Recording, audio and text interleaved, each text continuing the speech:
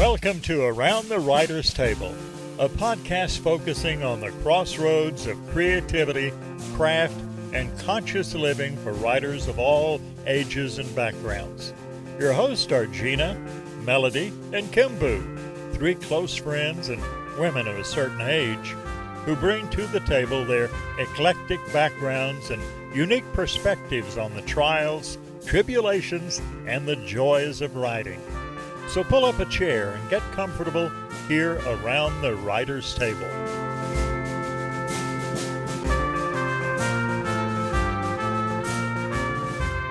Hello, listeners. This is Kimbu York. Welcome back to Around the Writer's Table podcast. We're getting started on episode 35.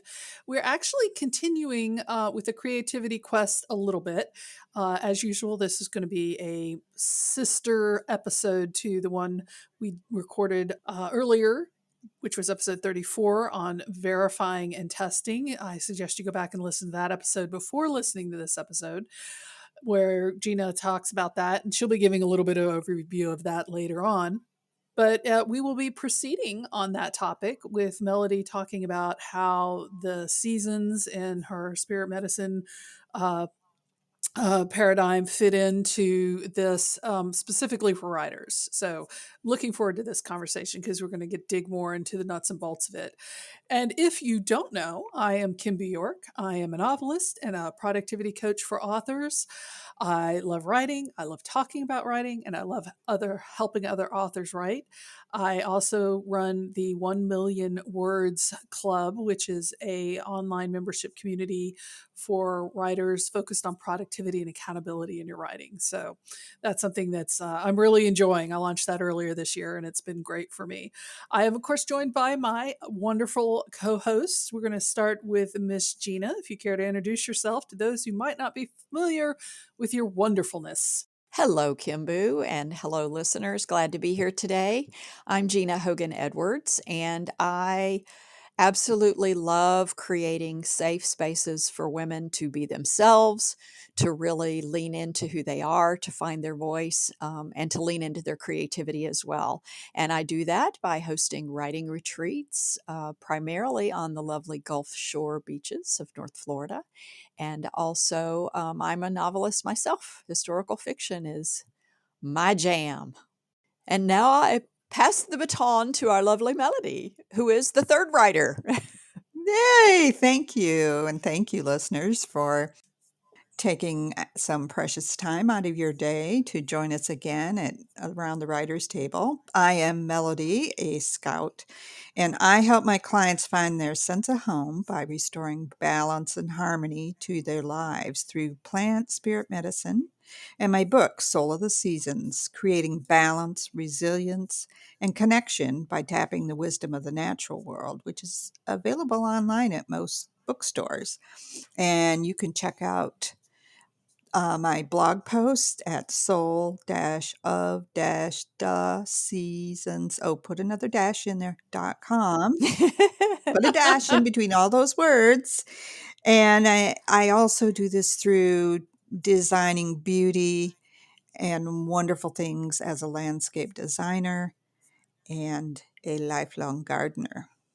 And we're back to talk about this subject. And so what we're going to do is we're going to have Gina do a little bit of an overview of verifying and testing as we talked about it in episode 34, so that then we can hand the mic, the virtual microphone, because we're all wearing microphones, but the virtual microphone over to Melody to get into some of the, I'm going to say it, the weeds of, get into the weeds of the whole subject in regards to the seasons of writing. So Gina, if you'd like to catch us up a little bit. Sure, thank you. So, beginning back in episode 18, we started talking about the creativity quest, and we are now, we've been discussing verifying and testing. This is a stage in the creative process when you are becoming more open about your creative life. You are really leaning into showing the world what your values and your beliefs are and what the foundations of your creative life are going to be about. It's a place where the those who support us, those who understand us and get us and are our allies really show up. It's also a place where those who don't understand us or don't want to understand us begin to get filtered out. It's a stage where a lot of boundaries are needed because new tests are coming about in the form of other people sometimes starting to judge us and push our buttons and question why we're doing what we're doing because, you're a writer and that's weird. And so it's really an outer wearing on our sleeve this life as a creative person in a way that we may not have done up until now. And so, as we have done in past episodes, I'm going to pass this off to Melody now so that she can tell us a little bit about the paradigm and the concepts that she's created in her book Soul of the Seasons and how that relates to the writing life and specifically to this stage of the creative process that we're calling verifying and testing. Thanks, Gina. I just want to verify that I love weeds, and weeds are just plants that have not yet been sufficiently loved. Mm. Just FYI. Aw, I love that. All right. And we talked in about the verifying and testing part of the creativity cycle in our last podcast. So I would highly recommend that you pause and go back and listen to that episode first. And it'll help a lot of stuff we're talking about now make a lot more sense. So we're going to talk a little bit about how the season of spring and fall work in this particular aspect of the creativity cycle. But I want to go briefly over the 5 seasons of the writing process because we haven't done that for a while. And so, to help you get oriented or reoriented on how the seasons affect the writing process. So, right now, I'm going to start with winter because we are in the middle of winter. You can't see us, Hmm. but all of us are bundled up and it's cold out and it's about to get colder here. And winter is all about the season of rest and quiet. It is dark and cold. It's where things slow down, things come to rest, and things die away. In our writing process, it's the womb of creativity and gestation.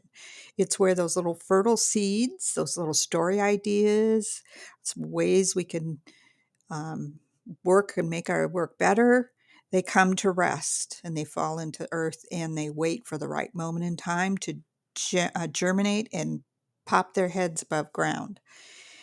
So it's a great time. When somebody says sleep on it, this is absolutely the time that you need to do this. I just wanted to verify that Gina, as my editor, was good at reminding me to take a break and rest after each stage of the grueling process of the revision process. So thank you, Gina. You're so welcome. Yeah. During the next season, of course, winter gives way to spring, and it's where those little story and seed ideas start popping. They show their heads above ground, and we this is where first drafts happen. This is where our outlines take shape. This is a season of vision, planning, and boundaries. It's where we get a clear idea and what our story is shaping into be, and then how we give it structure, where it's going to go, and how it'll land. Once we have that in the season of spring, which is rapid growth, we get those first drafts popping, and it's like writing like the world's on fire and getting it out. Then we move into summer, and this is a season of maturation. Um, this really, for me, has to do also with the verifying and testing because we test our work uh, as it relates to our vision of our project during this time. There's a lot of growth. We got to keep an eye on things. What do we do next? We those planning and boundaries that came in spring are real helpful because it keeps us on track. But this is also the season of community, passion, love, and play. And that keeps us motivated during this really grueling season where a lot is going on. And from summer, we move through into harvest, which is the season of reaping the rewards from all our hard work. It's about sustenance and doing the thing that feeds us in our work. And it's where our drafts are often completed and we can feel full energetically with the stuff we've created with our work. It's also time to celebrate. And this is a season that can be frustrating for some um, because we feel like we haven't arrived. We haven't fully received all the abundance, or we at least don't feel like we have. Gina was also really good at reminding me to celebrate between each step of the process. I would be, That is so oh my important. gosh, Yeah, isn't that it? really Because is. I would be, my go to is like, okay, next, not giving myself a moment to really take in what I have created and to appreciate it and revel in its sweetness. And then from harvest, we move on to the season of fall. This is all the season of letting go. It's about valuing our work. It's also the season, what we call in five element medicine, sorting and separating. So this is where we go into the editing and the revision stage. A lot of times we divide and keep what's of value from what's no longer needed or doesn't fit within our vision. This may be a time you bring in beta readers, go to a critique group, or work with your editor, or sometimes all three. So that is the overview of all the seasons.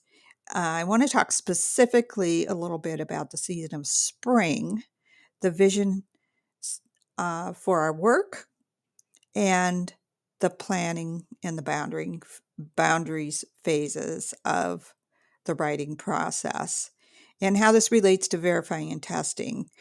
Because once we have the vision for our work, then any planning and boundaries that need to come into play need to fit within that vision.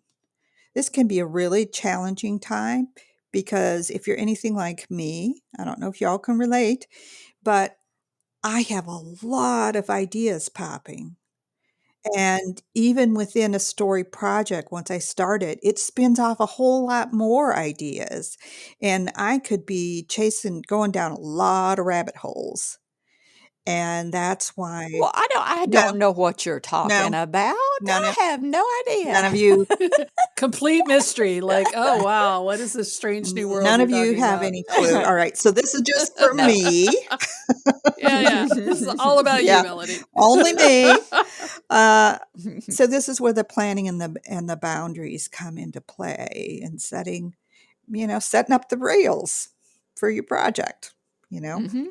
then the season of fall also for me factors into this verifying and testing because this is the season. The revision process, editing process, beta readers is always about letting go of what no longer serves the vision or your story. And that can be challenging because sometimes Hmm. Hmm. those passages are our favorites, very favorites.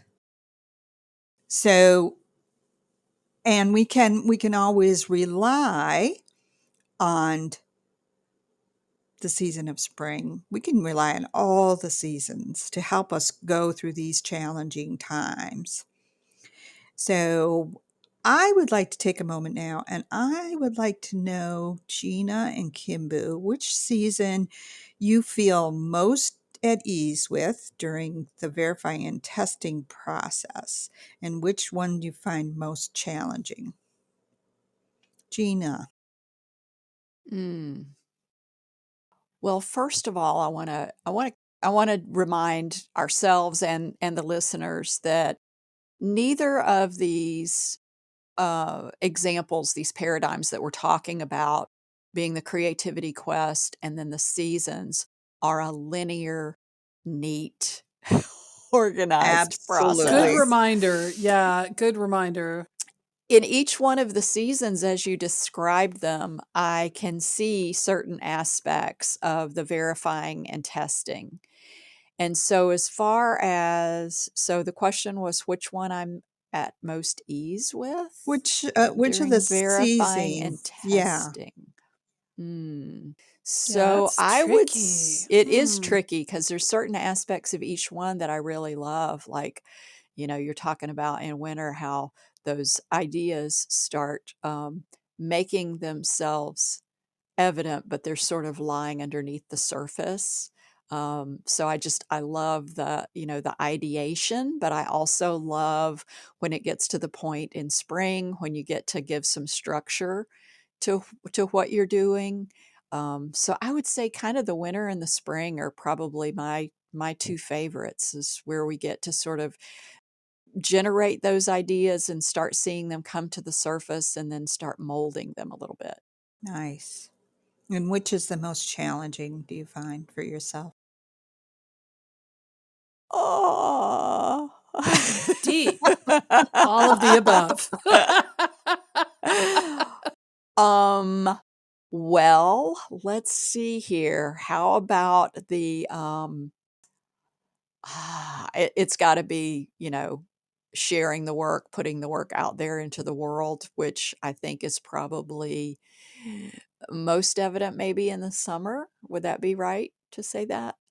I think summer Where does. you first start like really showing it? I say we're looking at more harvest or fall when you start inviting people in. Yeah, well, that. That their That's part. uncomfortable. That's uncomfortable. It's like, "Let me just create. Let me just keep on I writing just live and in my little cave, writing." writing cave. Right? Yep, I love yep, yep. I get my little writing shed set up in the backyard, just close the door and peek out every once in a Exactly. while. I can Yeah, Of get why can't that. we just do course. that? Why can't we? Ah, I'm all for it. yeah. What about you, Kimbo? uh, so I think as far as verifying and testing, the season that feels most comfortable to me is spring, because like I just love coming up with Mm, ideas and I love talking about them and I love sharing them, and that's verifying and testing in that sense. The Mhm. most challenging one is also fall for me, and uh not because I have problems letting go of my work. As we've talked in the past in previous episodes, I'm really good about letting go of my work. Like I just like throw it out into the world.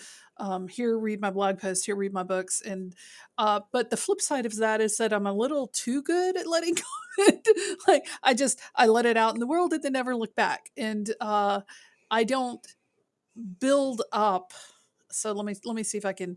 So the verifying and the testing part of this is that I don't find my readers, the readers for my work, because I'm not really looking for them. I'm not looking at them.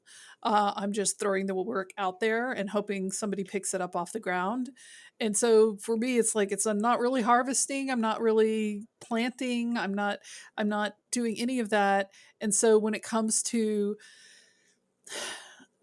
seeing the work as a successful entity outside of having written it and feeling proud of having written it, finding the readers for it is where I feel very mm, challenged. So, um, when you're, and I'm looking at the notes that we have for this episode, and you're just like dividing what's of value from what's not with beta readers and critique groups and editors. And like, I'm pretty good at mhm, that. But then we get to the actual readers that the story was meant for.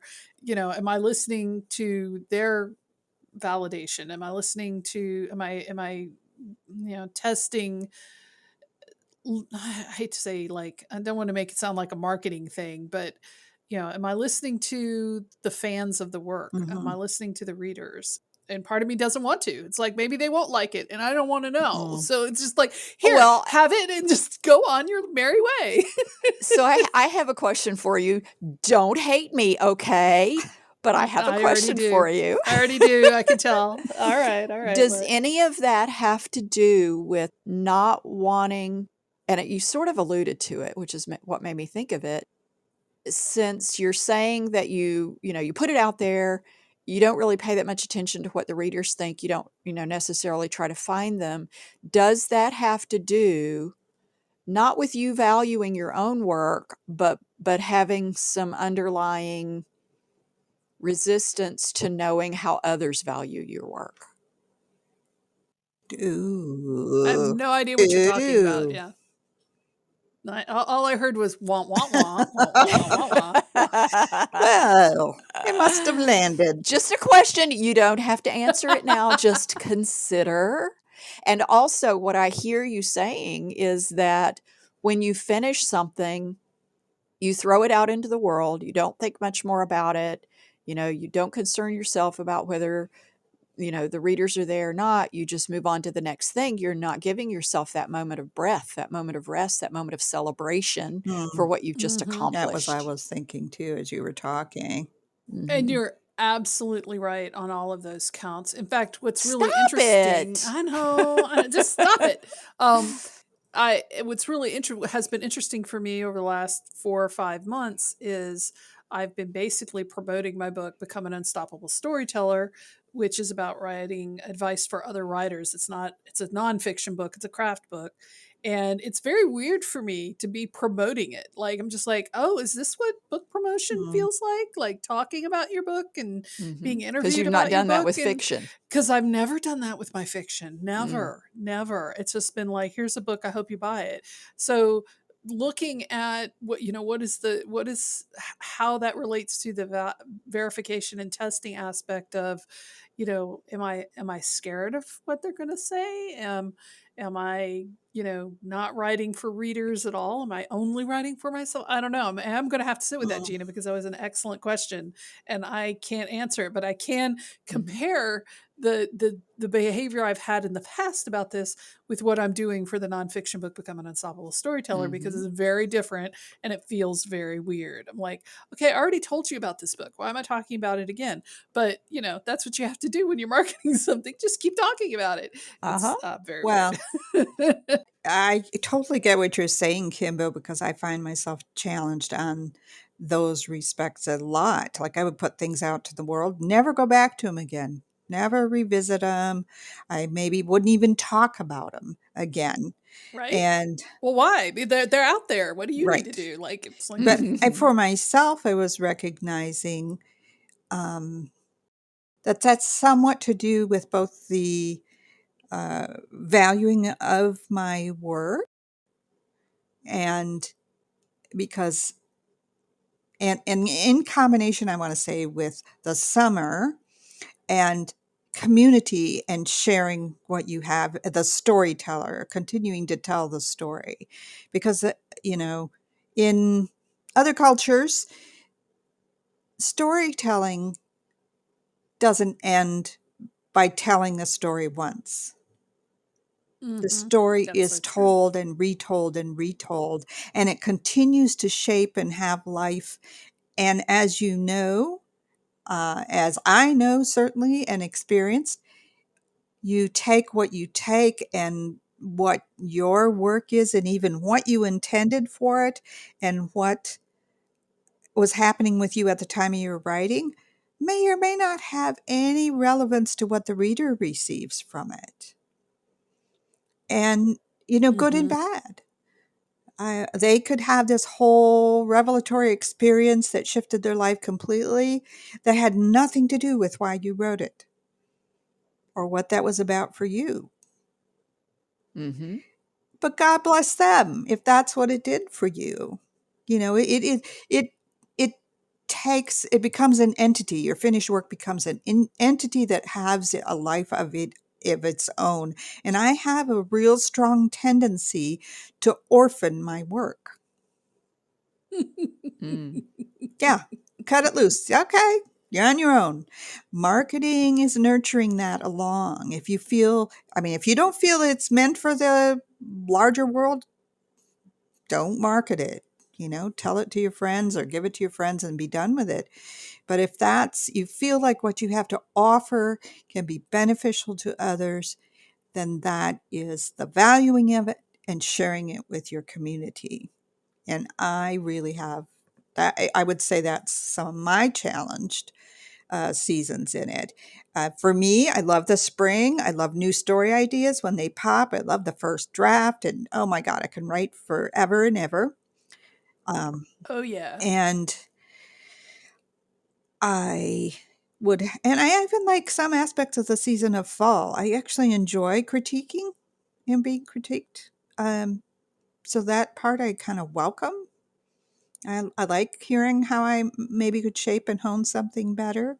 I have to be in the right mood for it. I need to be aware of the mental and physical and emotional state I'm in when I am doing the critiquing and being critiqued. But I really do enjoy that aspect of it. I would say summer is very challenging for me because keeping going with the maturation process. Um, it's kind of when you're in the trenches sort of a phase. Mm-hmm. You're That's getting true. into the second, third, fourth, 175th revisions. And your editor hands back your manuscript with a lot of red highlights in it. And, you just got to go sit and have an adult beverage and put your feet up for a while. By which, of course, we mean a hot cup of Yeah, tea. yeah, Yes. not me, but okay. Um, but it's also that's how well, we're going to get to the second part of the question that I have for you is, so working with your clients, do you notice any patterns of which seasons are most challenging for your clients? And what have you offered for that? Kimbu?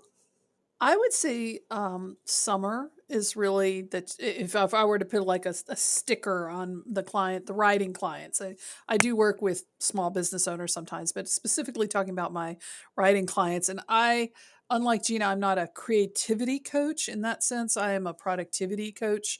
I help people meet their word counts and their goals and that type of thing.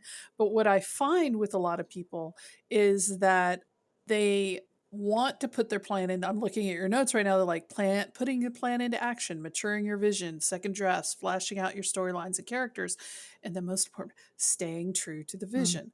So they get wrapped up in the story. They get frustrated by elements of it. They make a plan, but they don't stick with it because it's not the right plan for them more often than not.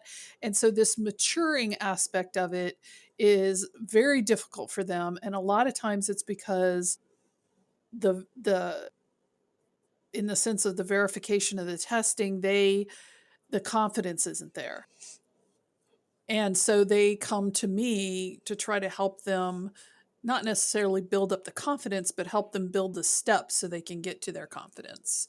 And so I think that would have to be the biggest stumbling block that I deal with my mm, clients as far as the productivity side, like what's preventing them from putting words on the mhm, paper. And it's that they've hit these walls about what their vision is, having doubts, not listening to, their editors or their beta readers or their critique people, and just kind of drawing down and drawing down and drawing down into themselves until they're not doing anything. So that would be my answer to that yeah, question. and you're really good at helping people see both the forest and the trees. Let me say that. Mm-hmm. Thank you. You really have an Thank art you. for that. And I would concur with you on that, um, and I think this was a detriment. I'd get a story idea, I'd get the first draft going, I'd have no idea of an ending, might not have much an idea of the middle. I was excited about the storyline. I didn't like to do the planning work of an outline. Um, it felt constrictive. What if my story doesn't go that way? All the excuses. Mhm. But Mhm. now I so much appreciate the outlines and the vision. And when I get stuck in the weeds, and that happens, if it doesn't Yeah, it happen to you, does. it's going to happen. To get into the weeds at any phase, like, oh, refocus on the vision, refocus on the reason you're writing this and the vision for your story. So I totally get that. Yeah, I have one client right now. Before I hand it off to Gina to answer the question, it's just where they are. They kind of had the vision of what they want the story to become, and they got so unable to see the forest. They're so busy picking at trying to cut down the trees or whatever that they just kind of stopped writing, and it was just in the act of making them write and be accountable for writing something that got them back on the track. So that's definitely an issue. So didn't mean to derail us too long there. Oh, Sorry, that Gina. was on point. So No, yeah, no, no. yeah, Good, Gina. good. So the question is, clients, what have they been most challenged with, Yeah, right? and what can you Um, offer? so I'm going to say knowing when they are ready to show their work and then preparing themselves to be ready to show their work. Ah, Two So I separate think steps. That's that would it. probably fall into the season of fall, right? Mm, Because beta readers, critique groups, editors, those are all places where we show our yeah. work. mm-hmm. And so, when I talk about being ready to get ready to show your work, we talked in the last episode a little bit about resilience and also about knowing who to trust. And Mm, so all of those things I think are really challenging for clients to really know who has earned the right to see their work and right. who should they listen to and not listen to. And so the thing that I always suggest to them is, and in a way this relates to vision, but it's a little bit more precise in that I suggest that they check for alignment or maybe misalignment between what they are receiving in terms of critique or feedback and what their original plans for the writing Mhm, were and what their vision not only for the story itself but for the way that they want to just present their work in general to the mhm, world. And so making sure that the suggestions that they do heed are in alignment with the values and the beliefs that they hold around their writing that are conveyed through their writing, whether it's fiction or nonfiction, and in alignment with the way they want to present themselves as a creative person in the world. mm, Mm, mm-hmm. Mm-hmm. absolutely. And for myself, when I work with clients and when I am having this discussion with writers and creative types a lot, I find there's breakdown a lot of times. They lose momentum in summer, in the long Mm-hmm. haul, Yep. Yeah, and the Yep. maturation sure. process, and then they are disappointed and they give up. This is too Yeah. hard. They have lost their vision. They've lost sight of their vision. Maybe they went down some rabbit hole. Maybe they ran out of steam because summer, not only it's about the maturation process, but it's also about remembering to have fun, to Mm-hmm. play,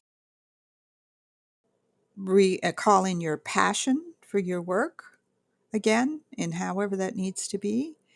And if we don't have that during that long process, we do burn out. That's where burnout comes in. And I think each season, but that calls for us to verify and test in certain ways. In winter, just as in the natural world, a lot of seeds fall to the ground. Not all of those seeds sprout, and not all those sprouts develop into mature plants. And a recognition of that. Maybe you start out and you got really excited, but it just didn't fizzle in. You couldn't find a good vision for it. it was a good exercise. Move on to something else that calls you. Allow your work to call you into what it wants, the passion and vision of it. And in spring, the vision is going to help you. I can't tell you how much. Reflecting back on your vision, it helps with the decision making. Once you hold up, do I need to add this whole chapter in about so and so? And this is a fascinating character. And like, I don't know, does it hold up to your vision? How does it compare to the vision of what you want to write about or the intention for your work? Does it? Good. Include it. No? Save it for another project or another storyline.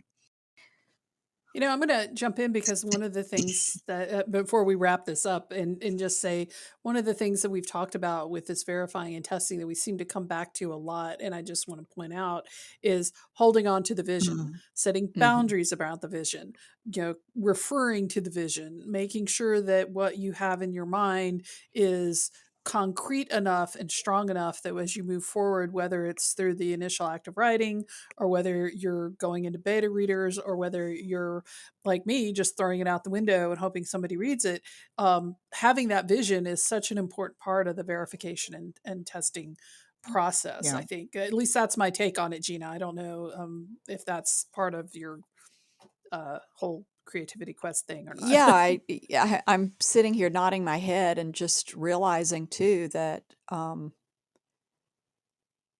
you can't check for alignment with your vision, and you can't tap back into that vision, and you can't draw from that vision unless that vision is really Yeah. clear. hmm And hmm so, really, it seems to me the first stage for all of us is to get really clear about what that vision is. Yeah. What's the vision not only for your specific work, which of course is important to be able to carry through and to not get bogged down in that messy middle that you were Yeah. talking about, Melody, but also having a vision for what our creative life is going to look like, because that's different for all of us. Absolutely. And so being clear about what you want that to be, so that when you do check for the alignment, you've got something concrete to measure it against. Exactly. Because it will never come to full fruition if you are not clear on your vision. You'll just be wandering around out in the wilderness for 40 years. Um, Oh, let's not go there. yeah, so I think one of the most helpful things I can offer my clients is to go back through each of the seasons and hold that up to your vision or your particular stuck place hmm and say, Yeah. what do I need? Do I need more of this? What this season has to offer? Bring some of that in, see how that helps your writing process. In harvest, have you given yourself enough nourishment, physical, spiritual, emotional, intellectual? Have you fed yourself enough? Do you have the right uh, support in helping you do the editing and the letting go process? Do you have the right amount of rest and going within time? And that all feeds into it. Do you have enough community and laughter and play and passion in your life hmm to help you get through the process? So that's a list of questions that I am going to put on uh, the this podcast at the bottom. Yeah, we can include those in the And show that'll notes help for people sure. reflect back and see if in verifying, and this is a process of verifying and testing. It's like, do I have enough of this? Does this feel balanced? hmm Because the balance and Hmm. harmony, though you may feel off in one of these points of the season or cycle, it throws all of it off. hmm So you That's want true. balance in all seasons, and they are continually moving and cycling through. So we have covered some great territory today. And we've got more to go. Gina, would you give us a little bit of an insight on what we're going to be dealing with in the next episode when we move on with the creativity quest? So, the next stage or guidepost in the creativity quest is integrating and dedicating. And that is really when all of the masks come off. So we'll dive into that deep in the next episode. That's a lead in right Yay. there. So tune in next time, folks. In the meantime, be sure and give us some thumbs up or some hearts or some likes on whatever app you're listening to. Remember, you can also find all of our previous podcasts on our YouTube channel and on our website. We have transcripts, we'll have the worksheets. We'll be including the worksheet for verifying and testing again on this episode as well, and also a feedback form. So if you have any comments, if you have any suggestions, if you have any questions, we would love to hear it. And we appreciate y'all coming here and hanging out with us and thinking about the big thoughts. So thank you so much, listeners. We appreciate it. Thank y'all. Thank you. Bye-bye. Bye. Thanks for joining us around the writer's table. Please feel free to suggest a topic or a guest by emailing info@aroundthewriterstable.com. Music provided with gracious permission by Langtree. A link to their music is on our homepage at aroundthewriterstable.com. Everyone here around the Writer's Table wishes you joy in your writing and everyday grace in your living. Take care until next time.